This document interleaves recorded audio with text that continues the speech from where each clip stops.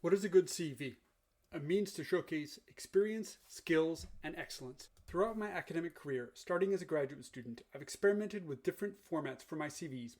Importantly, I learned from my supervisors and colleagues that a good presentation was critical for success in applications for scholarships and jobs. If it's ugly or hard to read, your audience won't get past the first page. Regardless of how much interesting work you've done, whether this be publications, conferences, prizes or scholarships, research or teaching experience, etc., it won't be recognized if you can't present it in a manner that's accessible and visually engaging. The format is just as important as the content. I frequently rant to my colleagues and students about ugly CVs that are badly formatted or organized because they're mixing categories that should be distinct. For example, peer-reviewed with non-reviewed publications, submitted mixed with in-press manuscripts, conference presentations with guest lectures and courses, or that the items are not numbered when more than 4 or 5 in a list, or that it's too detailed and so lose the flow and sense of what's important. When a CV is badly formatted, I get frustrated and start to have an implicit bias against the candidate. They can't be good if they can't clearly present their work in a CV. Obviously, the CV will depend on one's stage of academic career. That is, whether one is a graduate student or newly completed PhD, or a more established professor, and there are numerous model templates online for each. But the categories will invariably be the same, starting obviously with the contact info and maybe a summary statement, a 1-paragraph bio, and then followed by education, employment history, prizes and scholarships, publications, presentations, teaching experience, professional affiliations, etc. Unlike professional CVs, which tend to be relatively short, for example 4 to 5 pages, and focused on the essentials related to the position, for academic CVs, at least in North America, we're looking for completeness. As a PhD student, my CV was 9 pages. Now as a senior professor, it's over 70 pages. And because I work in a French language institution, I keep my CV up to date in both French and English, which was incredibly important when applying for promotion and seeking letters of support from both French and non-French speaking colleagues. The CV documents every activity that is remotely related to the academic career: research, teaching, administration, service, and outreach. It's the master list that you will use for submitting scholarship or grant applications, either having to provide a concise PDF version, for example the last 5 years, or to fill in on an online platform. So it's also critical that you regularly update your CV, whether it be when you accept to give an upcoming presentation or a publication changes categories from submitted to accepted. Trust me, you do not want to try to remember what you did 6 months ago so you can update your CV for an important opportunity on a very short deadline. When applying for academic jobs and some grant or scholarship competitions, you will be asked to submit the complete CV. But accept that no one will likely read it in detail. They'll read it diagonally, looking for fit with key selection criteria, for example, discipline, research productivity, teaching experience. It's thus critical that you make this reading easy with summaries, for example, N equals X publications, or a table of grant funding amounts. Reviewers or members of selection committees will closely read the cover letter, which provides the qualitative summary of the quantitative information in the CV and tells a narrative of who you are and what you do.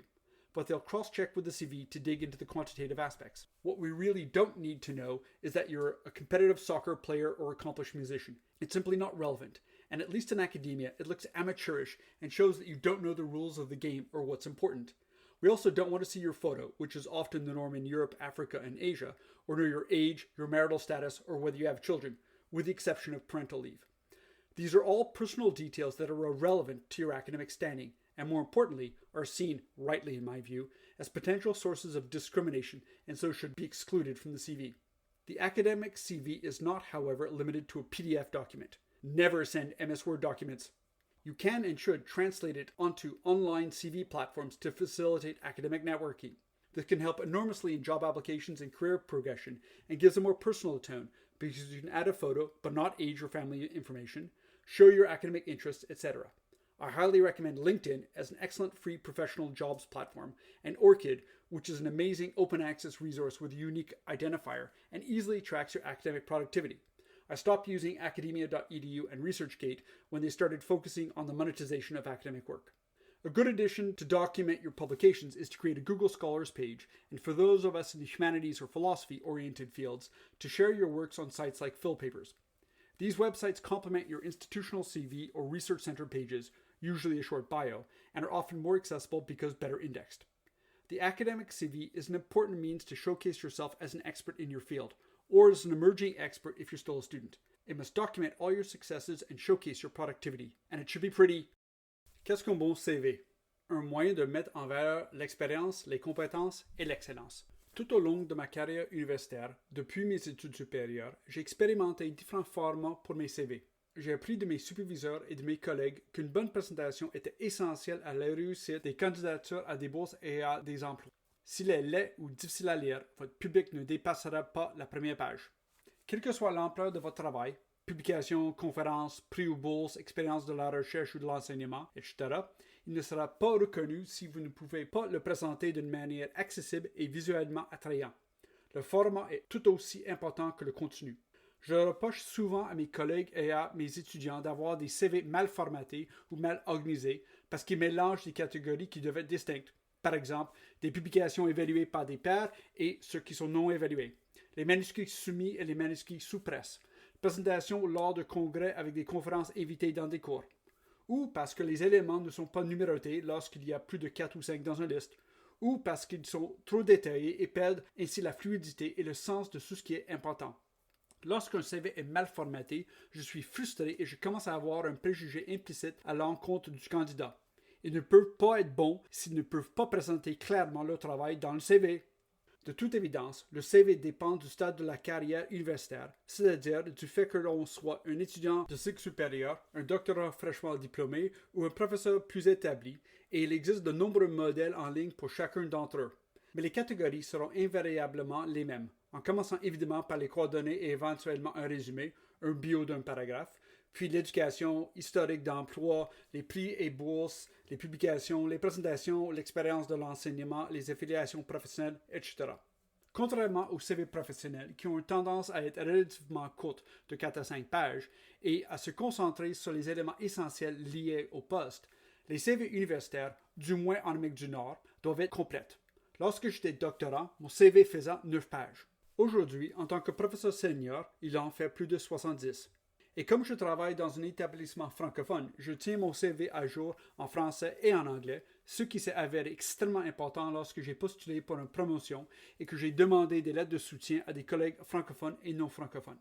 Le CV documente toutes les activités liées de près ou de loin à la carrière universitaire.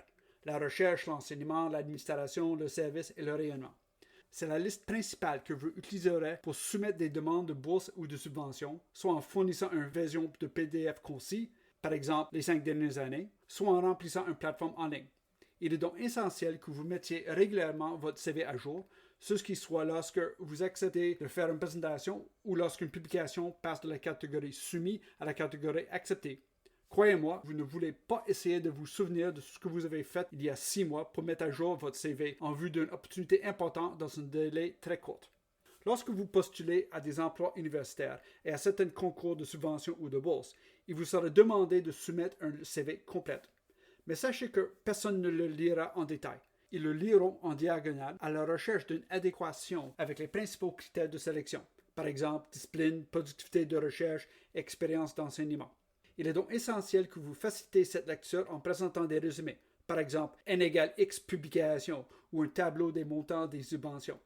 Les évaluateurs ou les membres des comités de sélection liront attentivement la lettre de motivation qui fournit un résumé qualitatif des informations quantitatives contenues dans le CV et raconte qui vous êtes et ce que vous faites. Mais ils récupéreront le CV pour approfondir les aspects quantitatifs.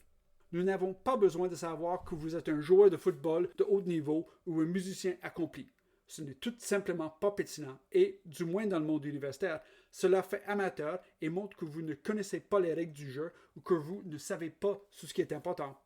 Nous ne voulons pas non plus voir votre photo, ce qui est souvent le norme en Europe, en Afrique et en Asie, ni connaître votre âge, votre état civil ou savoir si vous avez des enfants, à l'exception des congés parentaux. Il s'agit là des détails personnels qui n'ont rien à voir avec votre niveau académique et, surtout, qui sont considérés, à juste titre selon moi, comme des sources potentielles de discrimination et qui ne devraient donc pas figurer dans le CV. Le CV académique ne se limite toutefois pas à un document PDF. N'envoyez jamais des documents en MS Word. Vous pouvez et devez le traduire sur les plateformes de CV en ligne pour faciliter la mise en réseau académique. Cela peut s'avérer très utile pour des demandes d'emploi et la progression de carrière et dans un ton plus personnel qu'à vous ajouter une photo, mais pas d'informations sur l'âge ou la famille. Vous montrez vos centres d'intérêt académique, etc. Je recommande vivement LinkedIn, qui est une excellente plateforme professionnelle gratuite, et Orchid, qui est une formidable ressource en libre accès avec un identifiant unique qui permet de suivre facilement votre productivité académique. J'ai cessé d'utiliser academia.edu et ResearchGate lorsqu'ils ont commencé à se concentrer sur la monétisation des travaux académiques. Pour documenter vos publications, vous pouvez également créer une page Google Scholar, et pour ceux d'entre nous qui travaillent dans le domaine des sciences humaines ou de la philosophie, partagez vos travaux sur des sites tels que PhilPapers. Ces sites web complètent votre CV institutionnel ou les pages de votre centre de recherche, généralement un cours de biographie, et sont souvent plus accessibles car mieux indexés. Le CV académique est un moyen important de vous présenter comme un expert dans votre domaine ou comme un expert émergent si vous êtes encore étudiant. Il doit documenter toutes vos réussites et mettre en valeur votre productivité et il doit être beau.